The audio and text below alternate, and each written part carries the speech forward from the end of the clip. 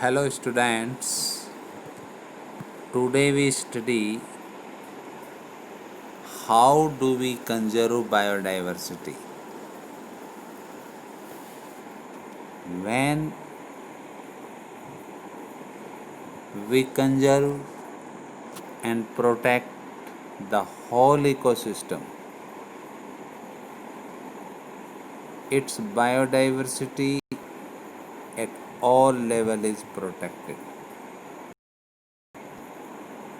अगर हम पूरे इकोसिस्टम को कंजर्व करते हैं, उसको प्रोटेक्ट करते हैं, तो इसकी पूरी बायोडाइवर्सिटी हर लेवल पर प्रोटेक्ट हो जाती है. We save the entire forest to save the tiger. अगर हमें टाइगर को सेव करना है तो हमें पूरे एंटायर फॉरेस्ट को ही सेव करना पड़ेगा. This approach is called in situ conservation और ये अप्रोच इन सीटू कंजर्वेशन कहलाती है. However, when there are situations where an animal or plant is endangered or threatened, means organism facing a high risk of extinction in the wild in the near future and needs urgent measures to save it from extinction, ex situ conservation is the desirable approach. और अगर जब कभी कोई animal या plant वो endangered है या थ्रिएटेंड यानी कि उस निकट फ्यूचर में उसके विलुप्त होने के ज़्यादा चांस हैं, तो हमें अर्जेंट मेजर्स की आवश्यकता पड़ती है कि हम उसके एक्सटिंक्शन से बचाने के लिए तुरंत कोई प्रयास करें और वो तरीका एक्स सिटू कंजर्वेशन कहलाता है. तो पहले हम इन सिटू कंजर्वेशन के ऊपर डिस्कस करते हैं. इन सिटू कंजर्वेशन की faced with the conflict between development and conservation, many nations find it unrealistic and economically not feasible to conserve all their biological wealth.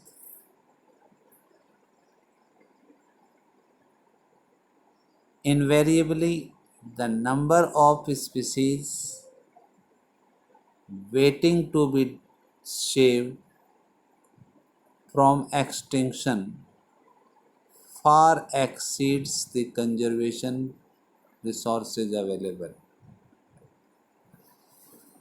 जितने कंजर्वेशन रिसोर्सेज हमारे पास हैं उसकी अपेक्षा जो एक्सटिंक्ट होने वाली स्पीसीज़ हैं जिनको सेव करने की ज़रूरत है वो बहुत ज़्यादा संख्या में हैं. On a global basis, this problem has been addressed by eminent conservationists और ग्लोबल लेवल पर इस प्रॉब्लम को कुछ एमिनेंट कंजर्वेशनिस्ट ने ही महसूस किया है, उन्होंने इसको बल दिया है। They identified for maximum protection certain biodiversity hotspot regions with very high level of richness and high degree of endemism. That is, species confined to that region and not found anywhere. यानी कि उन्होंने कुछ ऐसे biodiversity rich regions को identify किया है जहाँ बहुत ज़्यादा बायोडाइवर्सिटी पाई जाती है और उन्हें अधिक से अधिक प्रोटेक्शन की ज़रूरत है। वहाँ कुछ ऐसी स्पीसीज़ भी होती हैं जिन्हें हम एंडेमिक स्पीसीज़ कहते हैं, जो केवल उसी कन्फाइंड एरिया में ही, रीजन में ही पाई जाती हैं और कहीं नहीं पाई जाती। Initially 25 biodiversity hotspots identified. शुरू में 25 बायोडाइवर्सिटी हॉटस्पॉट्स आइडेंटिफाई किए गए, लेकिन बाद में but subsequently 9 hotspots more have been added to this list, bringing the total number of biodiversity hotspots in the world to 34. बाद में इसमें 9 हॉटस्पॉट्स और जोड़े गए और इस तरह से अब पूरे वर्ल्ड में 34 हॉटस्पॉट्स की संख्या हो चुकी है। These hotspots are also regions of accelerated habitat loss। और ये हॉटस्पॉट्स ऐसे क्षेत्र भी हैं जहाँ बड़ी तेज़ी से हॉट हैबिटेट लॉस हो रही है, ख़त्म हो रही है। 3 of these hotspots, in hotspots में से 3 western Ghat and Sri Lanka, Indo Burma and Himalaya cover our country's exceptionally high biodiversity region। ये तीनों हमारे देश की जो अपूर्णीय एक्सेप्शनली हाई बायोडाइवर्सिटी रीजन को कवर करती है। Although all the biodiversity hotspots put together cover less than 2% of the Earth's land area, यद्यपि जितने भी बायोडाइवर्सिटी हॉटस्पॉट्स हैं वे पूरी पृथ्वी के लैंड एरिया का 2% से भी कम है, लेकिन number of species they collectively cover, यानी कि जो स्पीसीज वहाँ पाई जाती हैं हर्बर इज एक्सट्रीमली हाई, वो बहुत अधिक संख्या में है, and strict protection of these hotspots could reduce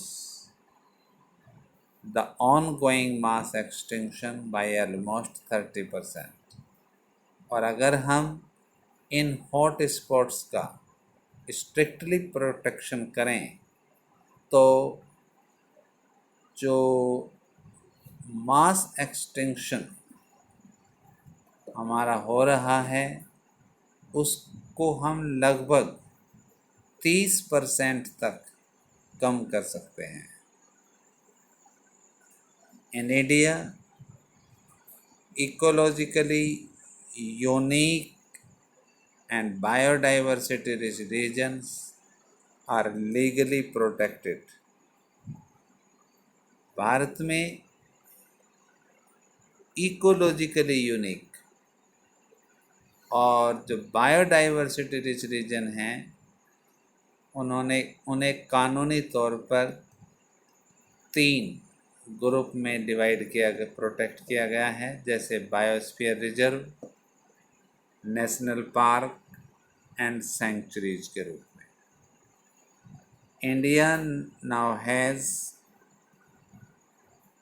Bharat में इस समय 14 बायोस्फीयर रिजर्व हैं, 90 नेशनल पार्क और 448 वाइल्ड लाइफ सेंचुरीज हैं।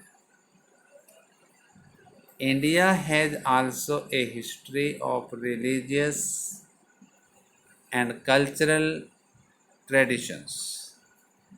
और भारत में कुछ धार्मिक और सांस्कृतिक ट्रेडिशंस का भी इतिहास रहा है that emphasize the protection of nature, जो प्रकृति के प्रोटेक्शन पर जोर देते हैं।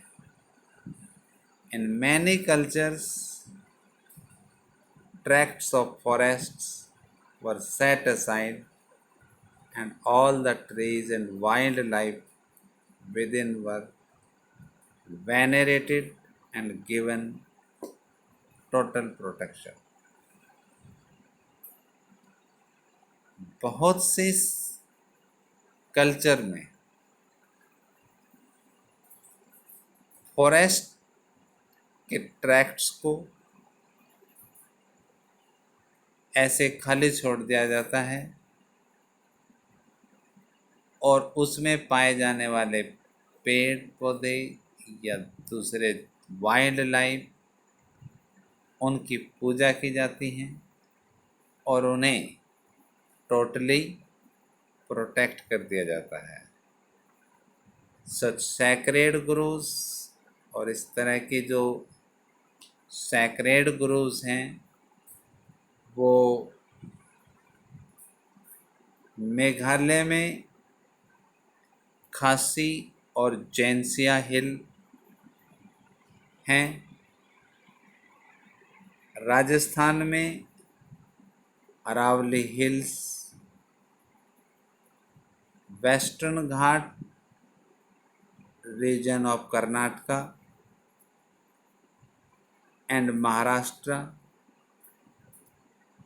And the Surguja, Chanda and Bastar areas of Madhya Pradesh. इस तरह की सैक्रेड गुरुज मेघालय में खासी और जैंसिया हिल हैं, राजस्थान में अरावली हिल्स, कर्नाटक और महाराष्ट्र में वेस्टर्न घाट तथा मध्य प्रदेश में सरगुजा, चंदा और बस्तर एरियाज इसी तरह के क्षेत्र हैं। इन Meghalaya the sacred groves are the last refuges for a large number of rare and threatened plants। और मेघालय में इस तरह की ये लास्ट, मतलब सैक्रेड गुरुज वो लास्ट रेफ्यूजी हैं, यानी कि बहुत से रेयर और थ्रेटेंड प्लांट्स के लिए ये एक तरह से अंतिम शरण स्थली है। Now we study ex situ conservation। In this approach, the threatened animals and plants are taken out from their natural habitat and placed in a special setting where they can be protected and given care. और x to conservation में जो threatened animals और plant species हैं उन्हें उनकी natural habitat में से निकाल लिया जाता है और उन्हें कुछ स्पेशल ऐसे स्थानों में रखा जाता है जहां उनको स्पेशल प्रोटेक्शन दी जाती है और उनकी स्पेशली देखभाल की जाती है। Zoological park, botanical garden and wildlife safari park इस पर्पज़ के लिए ये काम करते हैं। They are many there are many animals that become extinct in the wild but continue to be maintained in zoological park। बहुत से ऐसे एनिमल हैं जो जंगलों से एक्सटिंक्ट हो चुके हैं लेकिन इन जूलॉजिकल पार्क में उनको संरक्षित किया गया है, वो वहाँ बने हुए हैं।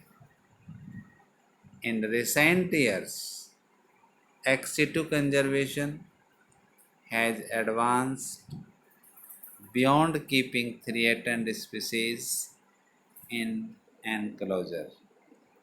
और अब रिसेंट ईयर्स में, आधुनिक समय में एक्स सिटू कंजर्वेशन को इस तरह से एडवांस किया है कि उन्हें जो थ्रेटन्ड स्पीसीज हैं उन्हें एक एनक्लोजर में रखने के बजाय उन्हें थोड़ा खुला एनवायरनमेंट दिया जाए।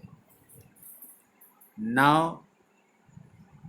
Gametes of threatened species can be preserved in viable and fertile condition for long periods using cryo preservation techniques.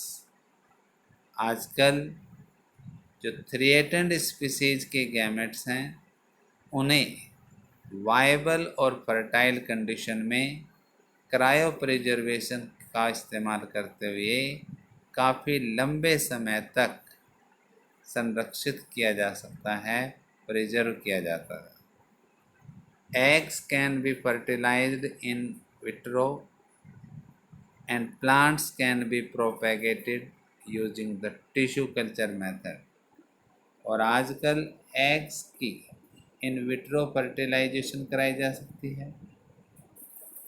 Tissue culture method के द्वारा प्लांट्स को प्रोपेगेट किया जा सकता है and seeds of different genetic strains of commercially important plants can be kept for a long periods in seed banks. और जो commercially important plant के जेनेटिक डिफरेंट स्ट्रेन्स के सीड को हम सीड बैंक में काफ़ी लंबे समय के लिए संरक्षित कर सकते हैं। Biodiversity knows no political boundaries.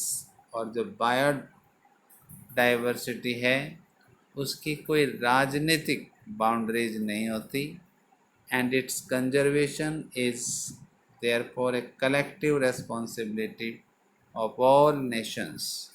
और जितने भी देश हैं सभी की ये कलेक्टिव रेस्पॉन्सिबिलिटी है कि वे इस बायोडाइवर्सिटी को कंजर्व करने में सहयोग करें।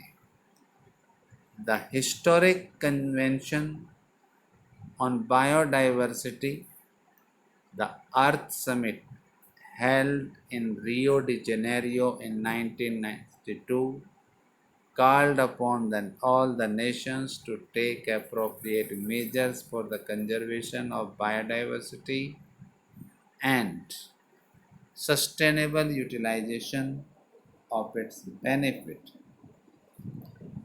और एक ऐतिहासिक कन्वेंशन बायोडाइवर्सिटी के ऊपर एक ऐतिहासिक सम्मेलन द अर्थ समिट 1992 में रियो डी जेनेरियो में संपन्न हुआ, जिसमें सभी देशों ने ये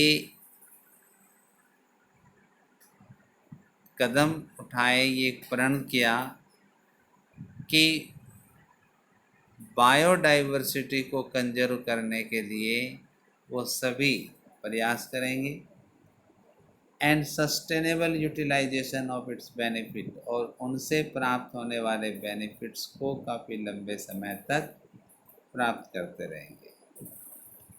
इन a follow up the world summit on sustainable development in 19 held in 2002 in Johannesburg, South Africa. 190 countries pledged their commitment to achieve by 2010 a significant reduction in the current rate of biodiversity loss at global level, at regional level and at local level. और इसी क्रम में world summit on sustainable development के ऊपर एक world summit 2002 में Johannesburg, south Africa में हुआ, जिसमें 190 देशों ने ये प्रतिज्ञा की, प्रण किया कि 2010 तक हम इस बायोडाइवर्सिटी की करंट रेट को ग्लोबल लेवल पर, रीजनल लेवल पर या फिर लोकल लेवल पर सिग्निफिकेंटली कम करेंगे, रिड्यूस करेंगे। Thank you.